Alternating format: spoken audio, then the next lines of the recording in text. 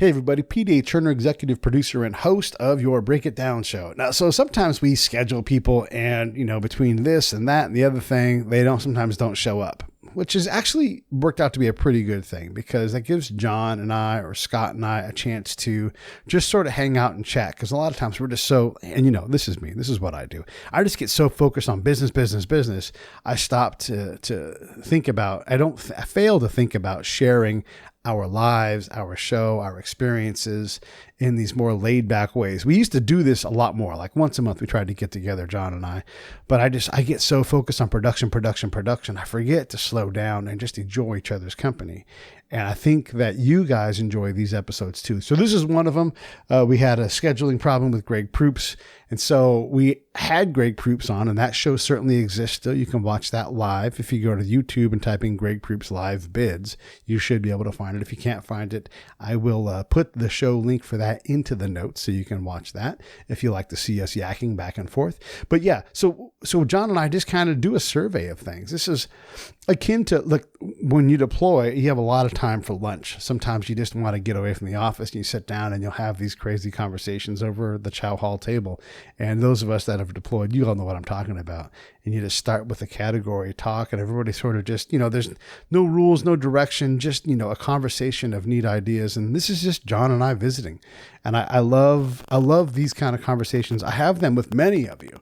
And if I'm driving, I'm going to call people up and be like, hey, let's chat for a little bit because I just love to have that interaction. By the way, speaking of driving, speaking of talking, I want to tell you about what Scott Husing and I are doing. Scott lost a veteran friend to alcohol, and we're going to go celebrate his life, and that's in South Carolina. And so because this is what we do, we're going to raise money for Save the Brave along the way. So we're going to drive, and gosh, you always got to say COVID permitting, but we're going to do our damnedest to do this. We're going to drive across the country from here to South Carolina, and we are going to raise money for Save the Brave so that we can give veterans another outlet, a chance to want to stay alive. We're killing ourselves. I mean, in spite of COVID and everything else, and actually plus COVID, we're doing things that cause us to die at a rate that is it's unnecessary, and we can definitely help out. So Scott and I are going to drive cross country, raise some awareness, raise some money, and go celebrate the life of a veteran who served the country. And I think you guys can all get behind that. Even if you're not from the United States and you want to help, you certainly can. Go to savethebrave.org and you'll be able to click. And then pretty quick here, if not already, on Facebook, if you go to Save the Brave or any of our accounts, you should be able to find it. If you can't find it, Pete at breakitdownshow.com. I will gladly send you the link on how to participate. And if you want to ride with us, if you want to ride with Scott, he's riding his motorcycle. I'm driving in the chase truck. If you want to sit in the chase truck and figure out how to get back or take a train or whatever it is, let me know. We do that. We are going to sell these seats so that people can ride along either side by side with Scott on the highway, or you can sit in my truck if you want. And we'll have a chat for a couple hours and you can find your way back home. Okay. We're going to do that. We're going to publish the route soon. So if you're interested, again, Pete at breakitdownshow.com. That's the Save the Brave Ride Across America. We got a better name than that, but the guy's name is Dan White, not the Dan White, another Dan White. And we're going to remember his time. All right. Enough about that. Enough about everything else.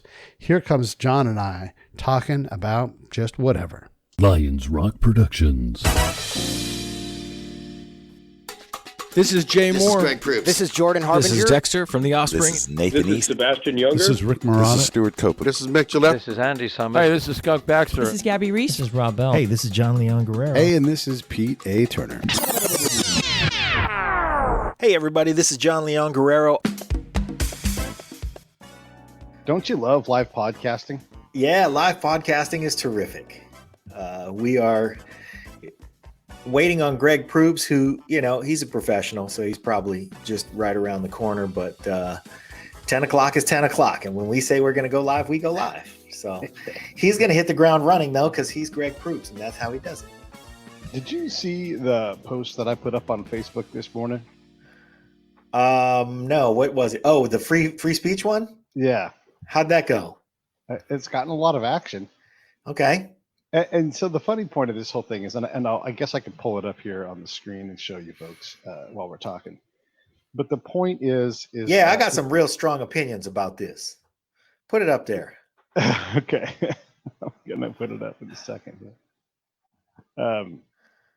Yeah, the whole point is like it's a meme. It's meant to be, a problem for people. It's a conundrum, right? It Like if is. you can swallow and champion this, then you have to at least swallow then the other one. You don't have to support what either party does, but it's the same fucking meme, just the pictures are flipped. Right. Yeah. Interesting. Yeah. Okay. And it cleaves people for the most part right down the middle, and they go Ah, left or right on it. sure. You know, As it's the people so horns of a often dilemma, do. though. If I was going to get all, Sherman like and be like, here's the horns of a dilemma. If Yep. this, then this, Uh-huh. Yep. You like free speech. You got to let somebody who doesn't like what you have to say, or somebody who's saying something you don't like, also speak freely. Yeah. Yeah. So now I know what it is the football players are supporting or trying to say. What is it the people on the steps of the wherever they are, whether that's If I was to guess, the Capitol and I took the building? picture that was on the internet for the meme, so I didn't source the picture. I Yeah. just copied it. To be fair, I did grab a picture of Colin Kaepernick doing the protest thing. I didn't look for the exact picture because I wasn't going to spend 2 hours doing this. But you get the thing with Colin Kaepernick and the guys. It's the Yeah. same basic premise as the other picture. So Okay. I don't know what these guys are protesting. It could Uh-huh. be real. It could be staged. In this day and age, I just don't know. Right. But That's kind of not the point, though.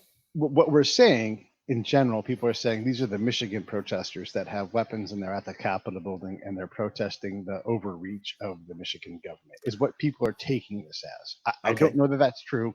Again, All right. just that is what the conversation has been on the internet. I see. Yeah. Could be. They could be right.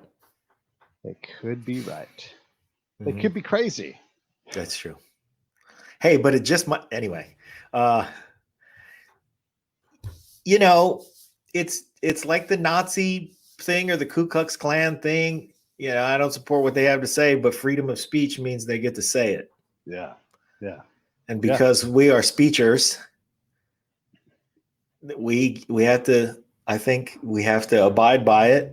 We certainly take advantage of it. We have to allow people to take whatever advantage they want to take of it. Yeah. And that's pretty much that to me. Well, Whatever that's just disagreement what's you fine. have. Yeah. But people can't help themselves at this point. And this is where the meme is great. They're like, Yeah. but Colin Kaepernick is wrong, or those guys are endangering people. Yeah. And it goes beyond that. And they can't just say, yeah, I support their right. That's what makes the meme so great. It's like you are truly on the horns of a dilemma. You end up picking a side and commenting on it if you don't stop yourself short of going, they're exercising their rights. And the thing that people don't realize is that whatever gets you riled up about one of those pictures or the other is the same thing that gets somebody else riled up about the other. Yeah. You could say, well, those are, God-fearing American people in that one picture, and those are just rabble-rousing shit disturbers in the other picture. And you'd have a point, sort of. Yeah. And you'd be right, sort of. Yeah. And the bottom line is, do they get to say what they get to say? I think yes. It's a little bit fun, but I'm going to read Chris Endrenol. And this is Dr. Chris Endrenol, by the way. Oh, yeah. We love Chris Endrenol. Uh-huh. And what's that? What did he say? We love him. He said, it's not the protest itself that's the problem, but the reaction to the protests. There was a clear discrepancy regarding how law enforcement management responded, reacted, or didn't, which is the issue. And so I had to respond with, I don't know which half of the meme you're referring to, which makes me smile. Yeah.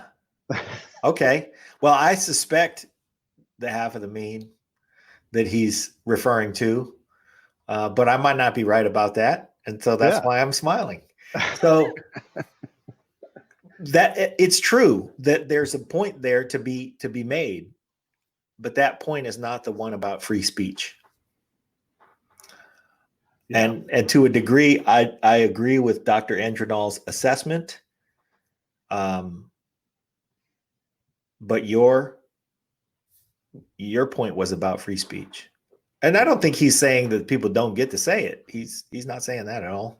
But again, like you're forced to pick a side in that thing too. Like we don't know which side he's talking about. I know which side he's talking about because I know who he is. And, Right. and I Me think too. he's a great dude. I'm not making a value judgment there. Yeah. But you could make that statement about both sides of that meme. Well, you could. Somebody out there is making that statement about each side, for sure. Yes. And Yeah, which is the interesting part is like, do these memes divide us? Is that the meme, the means of the meme? That's hard to say. Is that the means, the goal of the meme? yeah. Or is it, it's political commentary, political cartoons don't necessarily divide us, but memes surely seem to tend to do that. Well, and memes are really just live action political cartoons if they're done the way that I like them.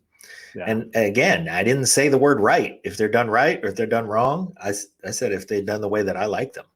The way that I like them is that they get them to question something that seems so absurd to me. And what it seems absurd to me is anybody's contention that either one of those should not be done. Now, if you have a secondary reason, as Dr. Andronal has pointed out, he's got a secondary reason for taking issue with one. Okay, you get to say that as well. Yeah, yeah. We live in America. Absolutely. I happen to agree that there is a problem with something that happens after the protest. But that's the reason for the protest. And that's the reason for everybody says, well, why do they have to do it in a way that disturbs everybody? Because you wouldn't talk about it if they didn't. It's you know what I hate? It's come to that. I hate when we have protests in the Bay Area and they make it so that I can't drive on the fucking freeway and they waste 3 hours of my time. I hate that. I love that they do it. I hate it. Like the outcome for me personally, Yeah. Like, why are you on the bridge? Why are you on the freeway? Get out of my way. I have things to do, Well, here's what I think about that.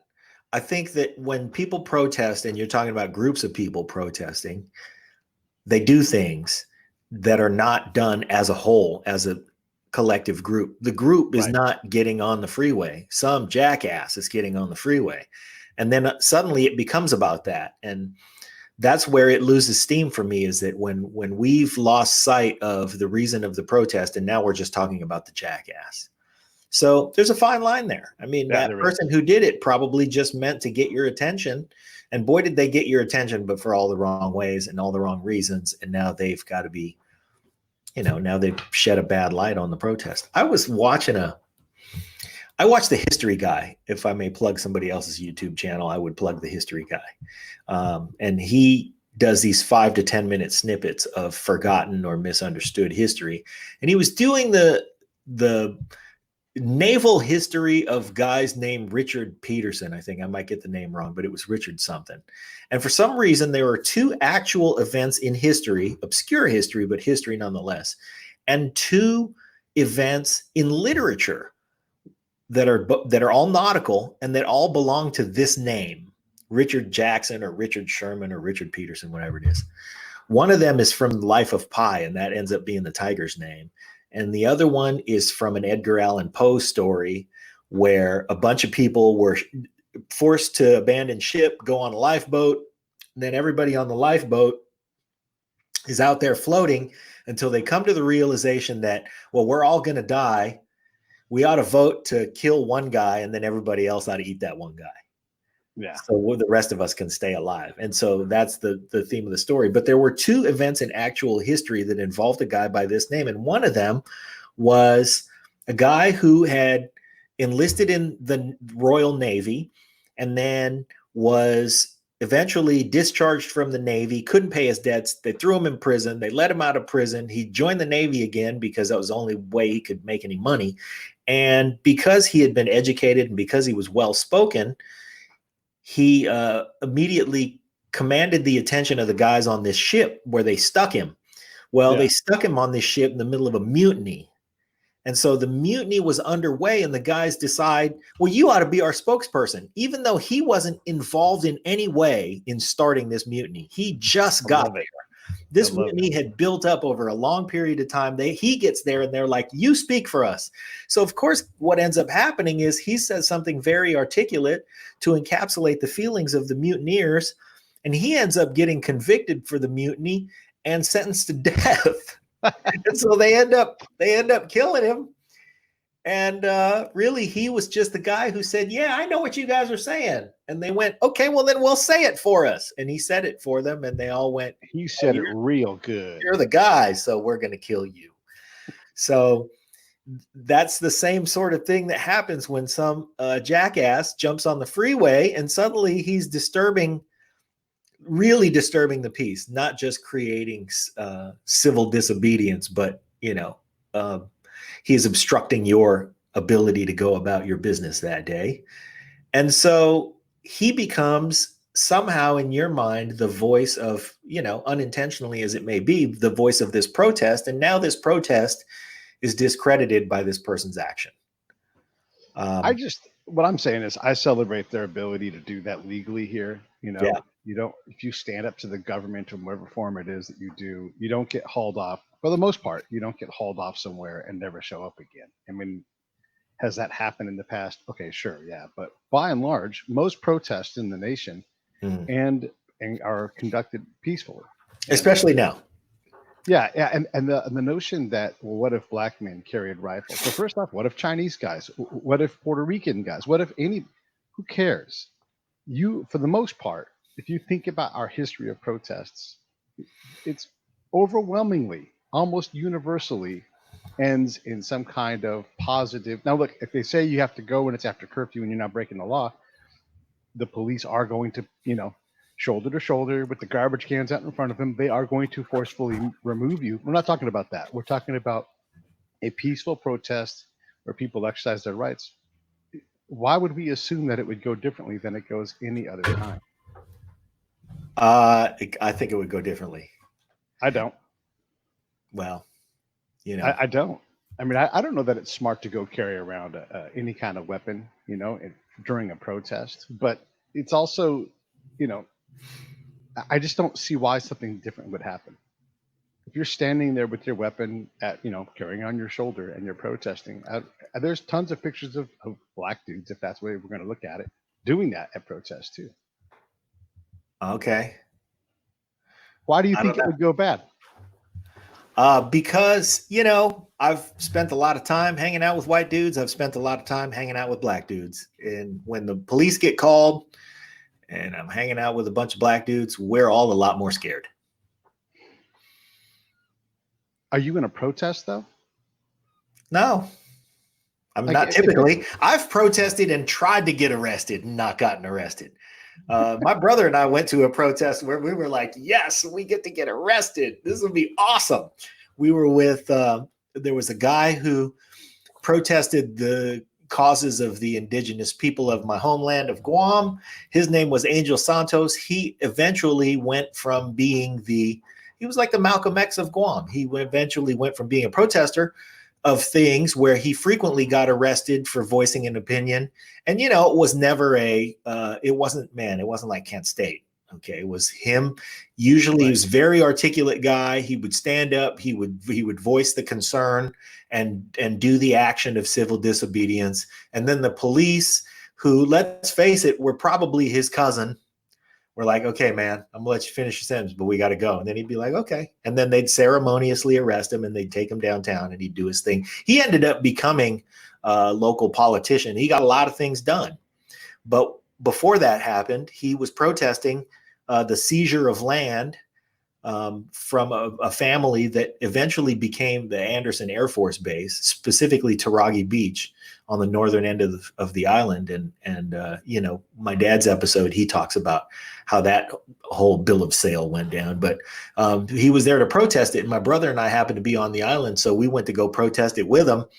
And we wanted to, we thought it would be a badge of honor to get arrested with Angel Santos. And the cops were like, fellas, excuse us, we're arresting Angel. And we're like, take us. And they were like, go home. No thanks. So they took us away. But it's I'll tell you, there is a dynamic out there that is different. And I mean, I have a lot of friends, my history as a private investigator. I have a lot of very dear friends and who I consider family who are law enforcers. My brother is a captain in the California Department of Corrections. I have friends who are cops. I have friends who are African-American cops. And so there are a lot of great guys doing great work and honest policing. And in most cases, you shouldn't be more scared if you're in one group versus another. But reality is a little different. And when you're out there and, the cops are here, I know that it's a little less empowering. If you are a person of color, you got to be a little more careful and a little more. I'm really good at not getting arrested or killed. I know the procedural things to look out for. I'm showing my hands, officer, I'm going to move slowly to my right to reach into my glove compartment because that's where my registration is. Things like that, letting everybody know, hey, we're all getting home tonight, so don't worry about me. I'm going to tell you everything I'm going to do, and I'm under your command. Those words change the dynamics. The thing is that if we take even color and prejudice and all of those things that are a factor sometimes, I will say in a not to use the pun, but a minority of cases, if we take those out of it, there are attitudes that allow us to behave differently based on our experience that make the experience of the person in charge of that situation behave differently. Said more candidly, if you grew up in south side of Chicago, you have a different attitude towards the cops, so that when you get pulled over, you may be have a little bit of a chip on your shoulder that's different, that makes that experience different. And the thing that allows me to navigate that thing well is because I have heard intimately the stories of why those concerns exist from the guy who's pulling you over. So I know I'm going to leave my attitude outside, and I'm going to have my thumbs and my fingers out, and I'm going to telegraph every single thing that I'm going to do. I'm going to announce my acquiescence from the very beginning. That's different. That changes the whole experience. So we can, debate whether it's different because you're black or you're white. But I think that even deeper than that, it's different based on what your experience is and how you approach the situation. And, there are in every pile of guys, there's a couple bad apples. But if we take away all the anomalous stuff, all the bad apples, all that stuff, and we just go right down the middle with the experience, sure, I think you're right. We should all have a fair shake. It should all go well. But sometimes there's a little more training and a little more behavioral stuff that we're inculcated to because we've grown up a certain way. You grew up in Benicia. Never mind that you're white. You grew up in a place where, hey, when the cop pulls you over, show him a little respect first. And then maybe get mouthy, and he'll be like, yeah, but I know this kid and I know where he lives and all that stuff. We're not going to, it's different when they're. I do want to push you back a little bit on this though. Okay. You're describing, someone being pulled over or encountered. Like if you're talking about, when you think about protests, there's a lot you can put in your mind where people are fists up, screaming, shouting, chanting, signs, all kinds of animation. Yeah. But you don't then picture the police coming and beating everybody with a club or shooting anybody. You see them put a perimeter around them, contain them, and then when the time is, it's like, hey, now you have to disperse and bullhorn to come out. That's what we're talking about. Yeah. A peaceful demonstration. Those things, vast majority of the time, high 90 percentile, they end as peacefully as they begin. And I don't think it matters what color you are. Now, if you go somewhere, and am I saying it could never happen? No, you bring a gun to like a court hearing, where there's an angry mob and, you've got the criminal coming out, and you're going to get attention from the police because you're talking about, we're not going to have a lynching at this courthouse. This person has rights. So yeah, for sure, the police are going to handle that differently. But I don't think it matters what color your skin is. It matters the fact that you have a gun. Why do you have a gun here? This is a court hearing. Like, well, I'm exercising my freedom.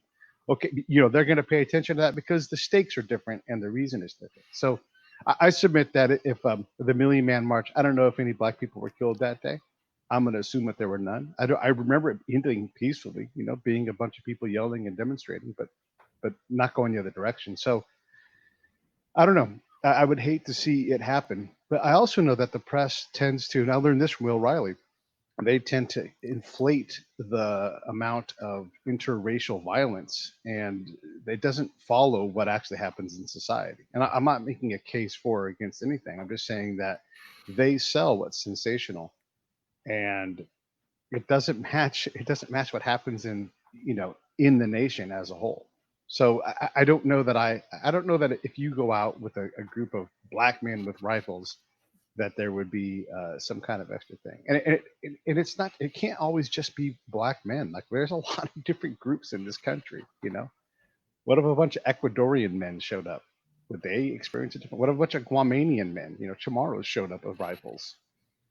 I don't know that there would be a different outcome. Well, yeah.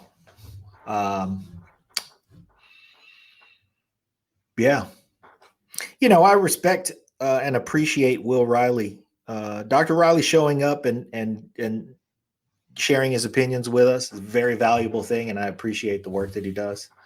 Some of it I look at and I go, I don't know, man. I don't know. Yeah. I just have experienced differently. And and he's looking at the numbers, he's the methods guy, he's a quant guy. So he's showing the quantitative analysis. It doesn't mean that individual things don't happen, but he does put you on the horns of a dilemma also. He is very good at that. Yeah. Let me ask you this. I wanted to ask this of Greg, and since Greg's not here, I'm going to ask you. Mm-hmm. And similarly to the meme this morning, why is it that every presidential candidate, legit, like this is the nominee for the party, why is it that lately that person is likely a felon, has questionable character, and is absolutely going to enrich themselves? Why is that? And I just described the last three people running for president. The last three people with a shot at it. With a real shot at it. Yeah. Representing a party. Yeah. Well, that's a legitimate question, because we're talking about the last three people who had a shot at it without talking about the last 10 people who wanted the job, who threw their hat in the ring. And I don't know why that is. I think there's what is it about that trait that has made that group of circumstances rise to the top of the heap? Because Andrew Yang, far as we know, not a felon. Right. There are a number of people who would fall into that category.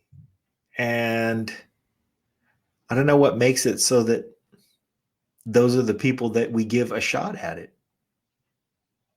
I don't either, man. And I wasn't pulling Andrew Yang out specifically for whatever, but because there was a bunch of other people in that category. Pete Buttigieg, as far as I know, not a felon. Now, who's going to enrich themselves? All of them. Yeah, well, we can it's say unavoidable. That everybody will. You can't help it. Yeah, you can't help it. You can't help it. Even if you take that crappy salary, and crappy at $400,000 a year for the responsibilities, that's a crappy salary. Right. I'd rather be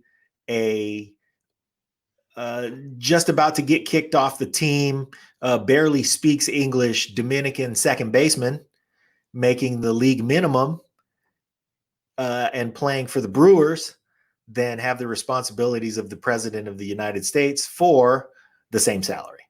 Yeah. And that's all well and good. But the reality of being the president is you don't pay for anything while you're the president. So that money goes in the bank.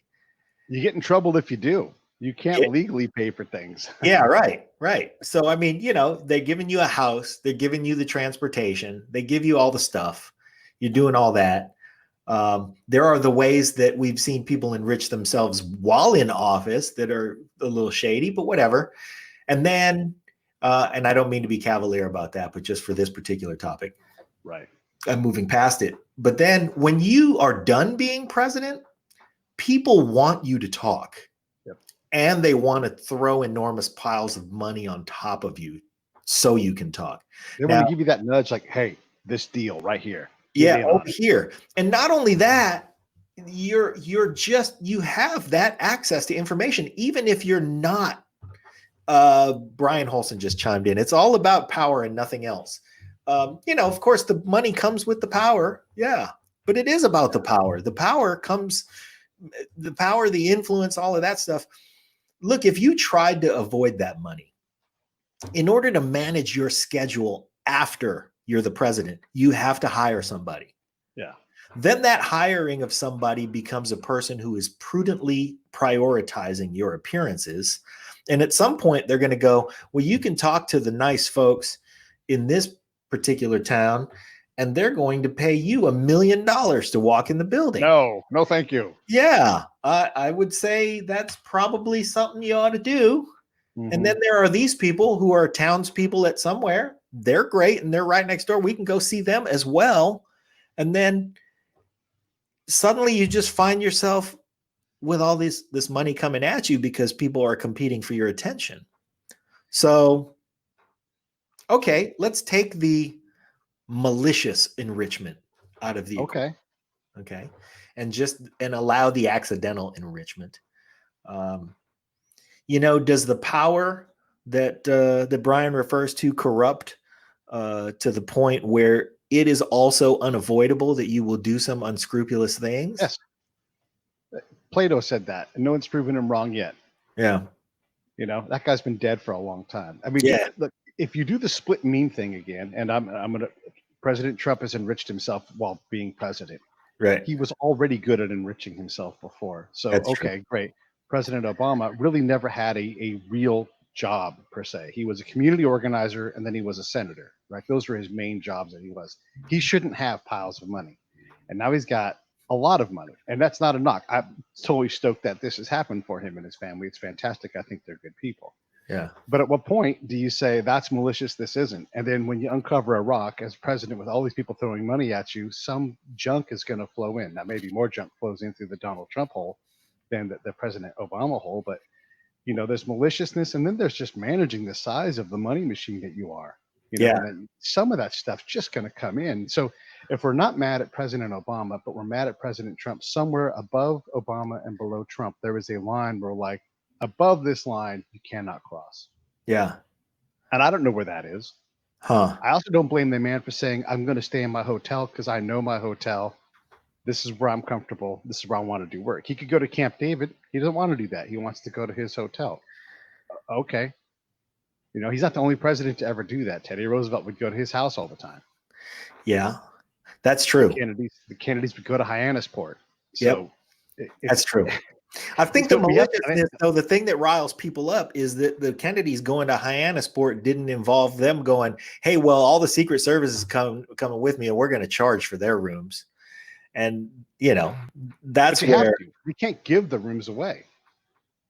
Well, in Hyannisport, those Secret Service people had to stay somewhere. They had to bill a hotel room. Yeah, right. But that hotel room didn't flow right straight to the pocket of the guy whose decision was to go to that hotel. That's too close. Okay. Yeah. And I know there's laws that prevent that stuff from happening. Unless you're the president, then all of a sudden, like, you are the law. Yeah. And that's what people, yes, absolutely. Yeah. That's kind of what makes me upset about it. I'm like, okay, I see where a guy would, and again, he's the president. That job comes with all kinds of responsibility that wherever that guy can take it easy, we ought to let him. And if he's going to feel comfortable at his house, we ought to let him go there. But who should be president? Who would you like to see get a crack at it? And you got to do both sides of the aisle. Hold on. We got a question from Brian. He says, if you remove money from politics, then will you only get the true people who want to help? No, I don't think so. Okay. All right. What do you mean? Hey, we should acknowledge real quick. Everybody's tuned in, I think, to see Greg Proops, and we don't have Greg Proops with us. We don't know where he is. He is a pro. Every other time we've encountered him, he shows up on time. He's great about it. So this happens in live broadcasts that sometimes life comes up. So I don't know where Greg is. We haven't heard from him. We typically hear from him. He's really great about these kinds of things, but we're not sure. So that's how our show started anyhow, is you and I just talking that's about right. stuff. We carry on. Hey, this is Pete A. Turner from Lions Rock Productions. We create podcasts around here, and if you, your brand, or your company want to figure out how to do a podcast, just talk to me. I'll give you the advice on the right gear, the best plan, and show you how to take a podcast that makes sense for you, that's sustainable, that's scalable, and fun. Hit me up at pete@breakitdownshow.com. Let me help. I want to hear about it. We're not sure. So that's how our show started anyhow, is you and I just talking that's about right. stuff. So, we carry on. yeah. So I'll expand on my answer to Brian. You can't exclude people that have money or good at making money from wanting to help. I truly think that President Obama, President Trump, President Bush, all of these people had good intention and wanted to do great things for the nation. The job is more complicated than any one person can handle. You don't control outcomes like, for example, a worldwide pandemic and panic that shows up at your door, or planes that fly into buildings. You know, like, you don't control these things, and all of a sudden your intention and your design are destroyed at the national level. So it doesn't just belong to people with or without money. And I think you can have people that come in that have no money, that have no business managing things because they can't manage their life. You know, so like, how are they going to? I don't think they're benevolent people that are broke or have limited means that are necessarily more qualified than, say, Jim Mattis, who doesn't need a loan from anybody, but absolutely knows how to run massive organizations and knows how to lead at the smallest scale. I mean, there's a guy that I would pick from whatever side of the aisle you want to put him on. He can handle the job as well as anybody. Okay, to expand on that point, I think that we have in our country one thing that we get as right as we can get right is the removal of money from politics. I think that's an impossible mission, but we try to do it, and as we try to do it, we do things like we only pay the president $400,000 a year. Right. The reality about that amount of money, while it is probably, what is that? 20 times it's probably 10 times. 10 times the national median household income. Yeah. Yeah. So if you want a guy to be the president of the United States, you want to attract the guy who's capable of earning 10 times what everybody else is earning. Yeah. Because that amount of leadership and ingenuity and, just plain smarts and ability is going to earn somebody a lot of money somewhere. So you want to attract that level of talent, but you also want to encourage some amount of benevolence by saying it's not an exorbitant amount, so we're going to limit the amount of the amount of compensation you get. But then you get the job and you are the law, so sky's the limit. Yeah. The last president, I don't know if you know this or not, but since we're trying to fill in for the smartest man in the world, the last president who really needed financial aid post-presidency was Truman. And though he was elected one time, he got into office because the old man died and he became the old man. Yeah. And then they had to change the rules because he's like, I don't have any money. And they're like, we can't have you walking around broke. So Yeah. and then change the rules and get him some, and he didn't need a lot, but he still lived another 30 years. The president. Say it again. We didn't used to pay the president. Yeah, a long time ago. Yeah, but he really needed money. He really didn't have any. And really, if you look at his track record, I mean, he turned out to be the right guy at the right time. And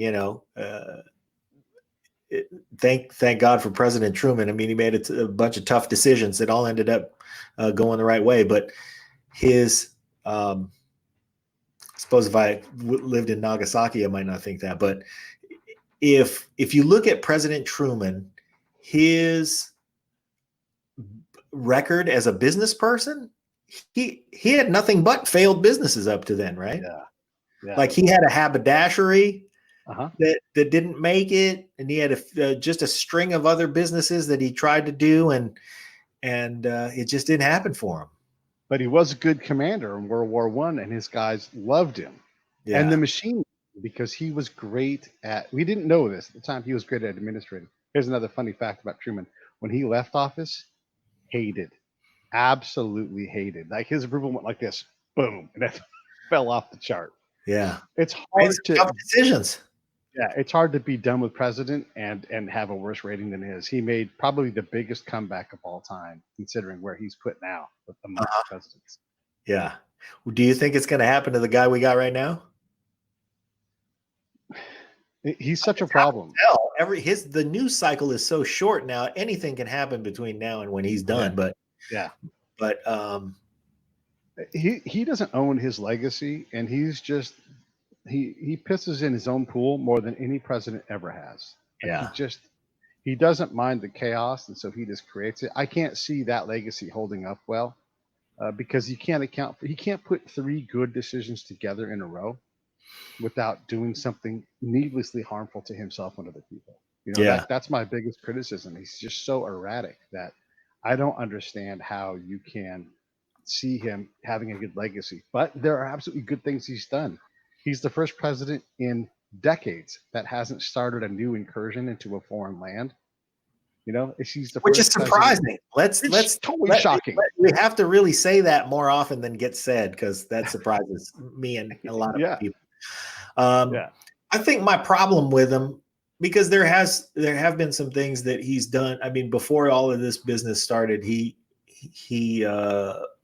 was on an economic track that was successful, but his I go back to the beginning and I question his intention.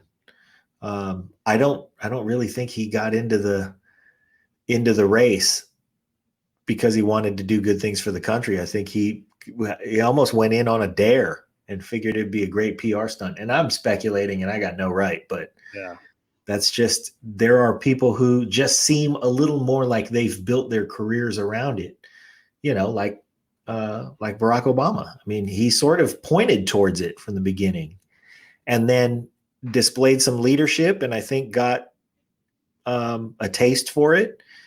And before he knew it, he saw some opportunities and he capitalized on them. And I think he wanted to do some good. I won't question whether the president would like to do some good, but I don't know. I just feel like if you don't start from there, how good are you going to be at it? Hopefully real good, but I don't know. Yeah.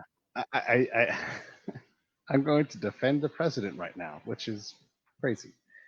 Because it doesn't matter what I say, a lot of people are going to hate it. Sure. But he ran. I felt like that whole thing that I just said. I know. People are hating. He ran on, we can outproduce China. We have better workers. You know, we absolutely need to get better trade deals with all of our trading partners. All the NATO countries need to hold up their end of the NATO bargain. And that's the same thing for the UN. We're not going to fit the bill anymore by ourselves. You all are going to do your part, your share. NAFTA was a bad deal. I'm going to bring a better one. We need to build infrastructure. We need to work on our retirement accounts. We need to work on medicine. He said he was going to do all of these things. So which one of these things do you not want him to work on? I mean, that's, you know, he also said we have the greatest military in the world, but it needs support, it needs money, it needs modernization to remain where it's at. So, his technique, his candor is not appreciated by me, especially, but he said a lot of things that have proven to be true, and a lot of things that both sides have said this is where we ought to go. Like, who was going to make, not that they've stopped, but who was going to hold China accountable for all the stealing of intellectual property that they've been doing for decades? Yeah, okay. He said that stuff going in, so there is some good intention there. Your experience on the ground, how do you feel about our NATO partners? If it wasn't for us, there'd be a lot of trouble. There'd be a whole lot more Russia than there is now. I mean, look, they're not bad. They're tiny compared to Russia. That's why we exist, right? But they have to hold up their end of what their budgetary requirement is. If they're not going to do that, and we've been long like, yeah, it's fine, that's fine, don't worry about it. And he said, no, excusing it. Everybody's had time to catch up. World War II's been over for 70 years. Y'all can get to work with your budget. Created circumstances so that everybody could catch up since then. Right. We've paid for a lot of things. Let's bring that money home. Yeah. Let's put that money back into ourselves. Now, look, again, with that comes the Trump caveat. Like, I don't know what the fuck he's doing. I don't know why he says the things he does. And he's terrible at delivering on promises, but not any more so than any other politician. And he didn't invent lying as the president, by the way. Like, Yeah, I that's- know. It's just like Stevie Ray Vaughan didn't invent the electric guitar. He just perfected it. yeah, played the fuck out of it. So But yeah. I wouldn't. I'm not giving him a pass on his boorish behavior and his ill treatment of people. That's absolutely unnecessary. Yeah. But you have to look around and go, God damn, he said these things. I mean, look, how shocking is this? A president ran on a platform and then started delivering on that platform. There's a lot of negative things that he's done, but he absolutely has done that. I love what. Okay, so first of all, Mary says, "Good for defending the president, bringing up his plans to make positive changes." To that, I say, yeah, we want him to be successful for positive stuff. Brian Holson says, "Do we take into consideration of where he's from and how his surroundings of old school New York created how he thinks and speaks?" I mean, yes, we do. Because it is where he's from, lawyers and all that stuff. And he knows, like, as a business owner at the highest level, he knows he can get away with not paying certain bills. And this is business. Like, if you're in the medical business and you are a deliverer of medical services, the insurance company is going to nickel and dime you. They're going to pick the spot and they're going to take a bite out of your profit every time because you're not going to fight them in every single one. So absolutely, he does those things. Contractors, you know the contract world. If you've got a major player like that, they're going to go, we're not paying that $750. And you're going to be like, fuck. They do that all the time. Yep, all the time. All businesses do that because it's just a forced renegotiation of the deal. Yeah. So is that a New York practice? Because I'm not in New York. I think it's a business practice. That. Yeah. But I think it's done at that's the major leagues of that is in New York City. So dealing with unions and all that shit. Is it that we're taking into consideration the socioeconomic origins of the president or the New York origins of the president? Because I don't really think of him culturally as a New Yorker, and I don't think New York thinks of him as a New Yorker, and he's moved out. Do you think him as a Floridian? No, I don't. Probably, maybe, but I don't think of him as a Floridian in the traditional Florida sense. Like, there are Floridians I think of and I go, yep, that's Florida, and it's not it's a different batch of stereotypes. I think of people as being from different things or they color my opinion of that place. Right. So, but I don't think as much as, Donald Trump shaped the New York skyline and did all those things in New York, shoot, I don't really think he's the typical New Yorker. He's, more the big business guy that you described, which and that guy exists all over the place. Yeah. So in terms of like, does he talk like a New Yorker? I guess there's a brashness that New York's known for. And he certainly fits that bill. There are some things. Yeah, there are some things. And because of the circles he's run in, it's funny when he holds someone like Hillary Clinton accountable for the things she said and done to him in the past. Yeah. Where he's like, oh, no, you begged me for money, Yeah. And so he had that unique ability that I think comes from his success in New York. I mean, he made it there, so he can make it anywhere. The what I'll say about New York is when Hillary Clinton was like, you know what, I had to run for senator. Where would my temperament fit in? Yeah. I know I ought to be from New York. Yeah. Yeah. So maybe there's that. I think that I don't make any bones about the fact that I wish him to succeed. I want our country to succeed, but I don't like him. I just don't like him because I've been in the position where the guy like that takes advantage of me. And I don't think he'd hesitate for a second to be the guy like that who takes advantage of me because I've seen that guy a bunch. Okay, I try to steer clear of that guy because I just don't like the way that guy operates, and I think he embodies that guy. The other thing is, I think that when he speaks for, when he speaks for rural America, when he speaks for the forgotten laborer in the country who's working hard every day, and we've done so much to try to create circumstances that are favorable for something that we've forgotten manufacturing and stuff like that. I think that he speaks to a disenfranchised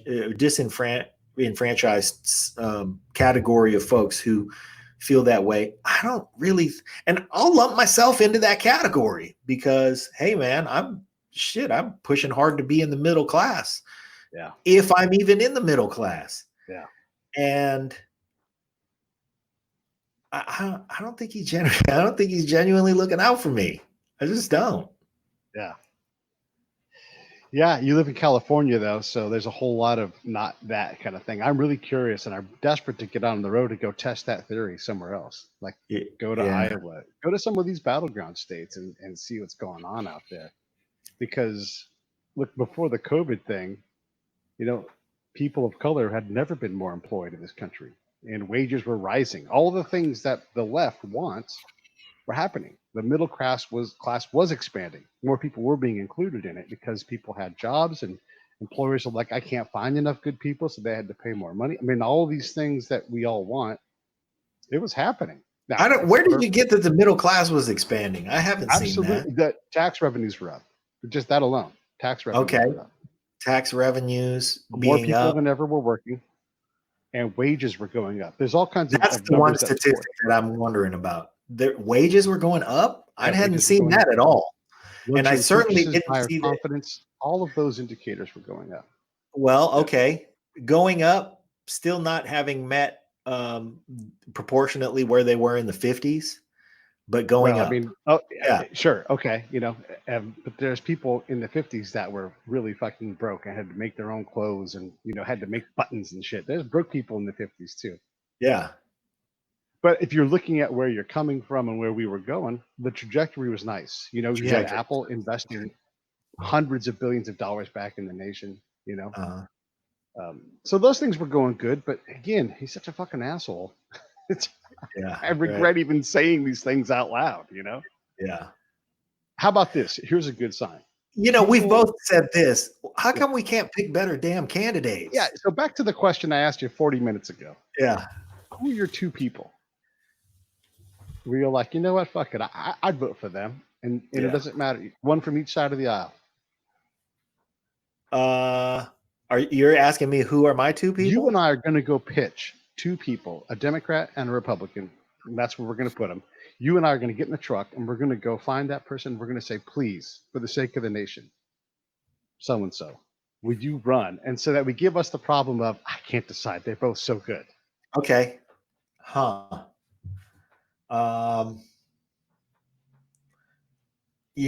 My guy is Mark Cuban.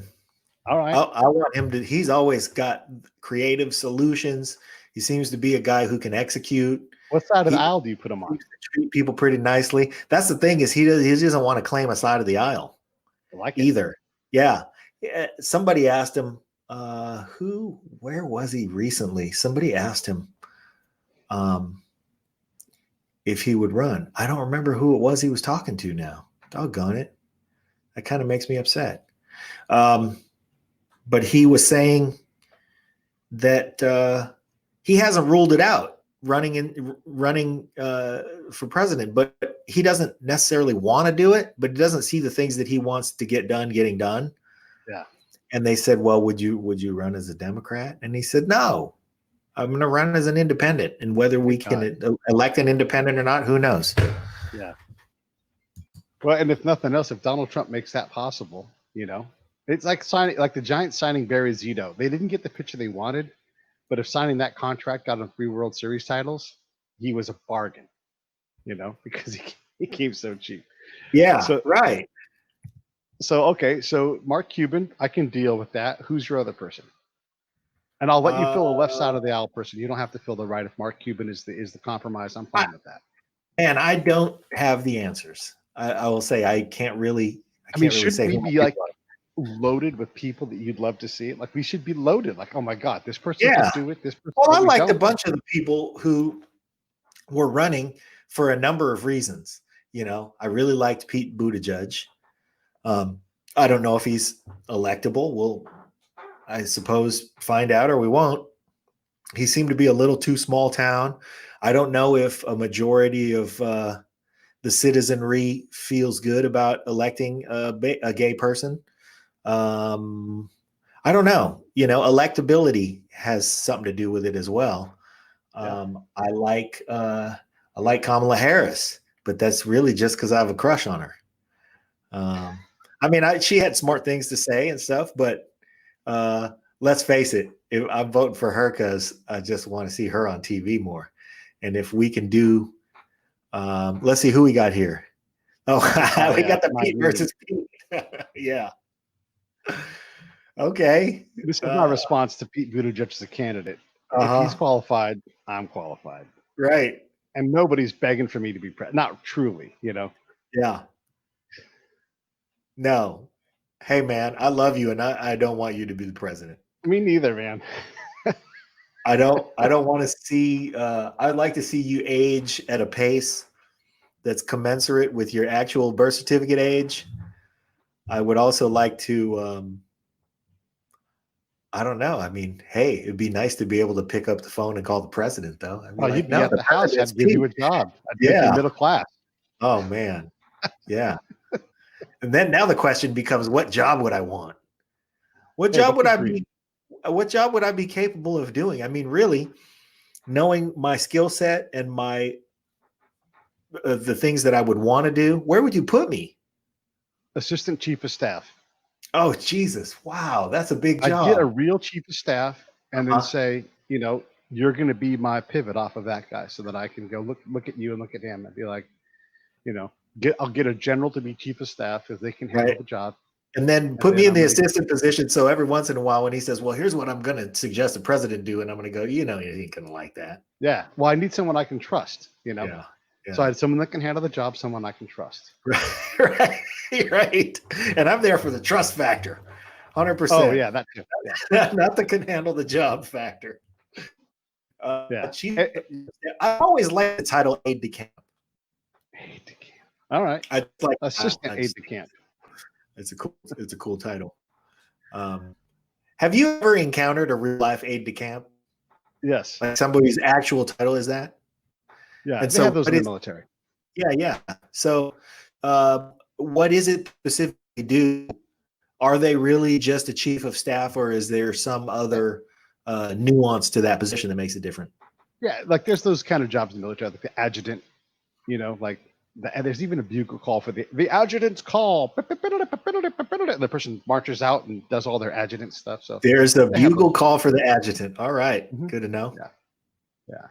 Yeah.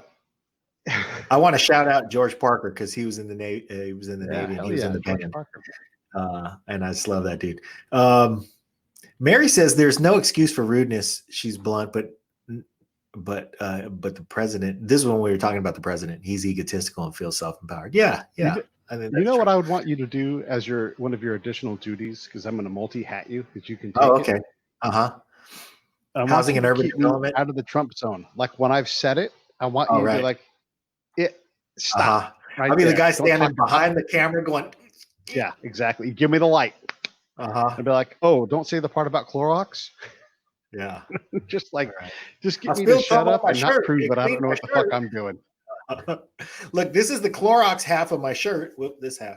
This is the Clorox half of my shirt. This is the COVID half of my shirt. No. Right. That's not funny. That's too soon. The other thing I would do as president, not that you asked me this question, but I want to say this. I would act as the executive. I would put people to work. And then if a problem got up to me, I would look at you or my aide de camp or whoever, like, why the fuck am I answering? Is this is hard? No one else can answer this question? Okay, here's my answer, you know, and I would put it on them. And then I would also bring opposite aisle side people into my office from the Congress. Yeah. And we would have lunch. Every day I would have 6 people over for lunch, and it would be Democrats and Republicans, and we would sit there and have to get the fuck along. Uh-huh. And I would start working on community Yeah. and gathering consensus. Okay. You know, I'm for that for 100%. Yeah. I think there were things that they used to do in Washington, customs and things that used to happen in Washington that they don't do anymore that were along those lines. John McCain used to talk about them, and people used to talk about they'd go to dinner, that steakhouse by the Capitol building where they would have dinner with that guy. And it's like, man, I'll tell you, we disagreed and he didn't vote the way I voted. But I love that guy. He's a genuine dude. He really means it. He's speaking for his constituency. Yeah. So Christy says the Turner Van Story ticket. Oh my God. I won't be able to I can't keep myself out of trouble. How am I going to keep Mike out of trouble? Okay. He's probably saying the same thing. Exactly. Like, let's see. Send you to I France, would pick who has gotten in less trouble over the last couple decades. Oh my God. And we pull out a scorecard. You or Van Story. Anyway. Yeah. It is funny though. I'm going to pull up the political thing that I made for him. Him and Chris Barron. Oh boy. Yeah. Because I actually voted for that ticket in the last election. Oh, I see. Though people often accuse me of being a Trump supporter, I wasn't, and I am not, and I am never going to. But I voted for Mike Van Story and Chris Barron. If I could find the thing, I'll put it. Well, why wouldn't you? Right, exactly. That's a dope ticket. So the story is, and I think we should acknowledge this for the crowd. We had Greg Proops booked. And for whatever reason, he didn't show up. Now, this happens in live stuff. And so there's always on live TV, there's typically a guest B that they move to. We don't have one of those. So we had to do what we're doing right now, which was proceed without him. But we missed Greg Proops, and we're coming up on the end of what would have been the Greg Proops show that he didn't show up for. So I'm not prepared to cook Greg Proops about it. As I have in the past. This is not the first time that we've booked something and it didn't happen. In 700 and yes, that is a great banner. Van Story Barron, excuse me. Van Story Barron 2016, less shitty. Pete, let me ask you something. Yeah, man. In the booking of 750 shows, how many times has it happened that we got no-showed? Less than 5%. 5, maybe? Yeah. No, I don't even think it's 5. Number. I think 5% is you're aiming for something there. But I remember a couple of them specifically. And then maybe, it's a small number. It's a small number, and it's a manageable number. And plus, we don't get to do this often enough, so I'm not too mad at anybody. Yeah, I'm not either. And I think I have different feelings. There are some that I'm sore about. 2 specifically that I'm sore about when we got no-showed because I felt like we were getting big timed. Yeah. I don't know what happened to Greg Proops, but Greg Proops has been before. He is a pro. He is very communicative. Although we haven't heard from him this morning, he's typically pretty good about it. So he might. We talked yesterday. He might be under the weather. Who knows? And ultimately, if there's something important going on, and then that's no big deal. And if he just whiffed it, he might have just whiffed it. My point is, and I think you'll agree with me that Greg Proops isn't a guy who gets shitty. Yeah. So I would always stick him in the less shitty category because he's just a kind man. Yeah. But anyway, well, I appreciate everybody for tuning in, but we'll get him again. And I think that he always delivers. So I know when we do get him again, he'll deliver. So hope you guys will hang. It's always nice to have an opportunity to default to grace. Just being gracious. I love the fact that we get to talk. I know that Greg will deliver when he gets on the show. Yeah. Just to be gracious and grateful, and it's all going to work out. Right. Yeah, he's great. We love him. And we've loved him for decades. That was one of the things that I wanted to bring up with him. Yeah. was that we've loved him since the Alex Bennett show. Yeah. And I he's love got a long and illustrious career between then and now for a lot of people to love him, but only a handful of us, many of whom are tuned in right now, have loved him for as long as we have since the Alex Bennett show on the Quake. Yeah.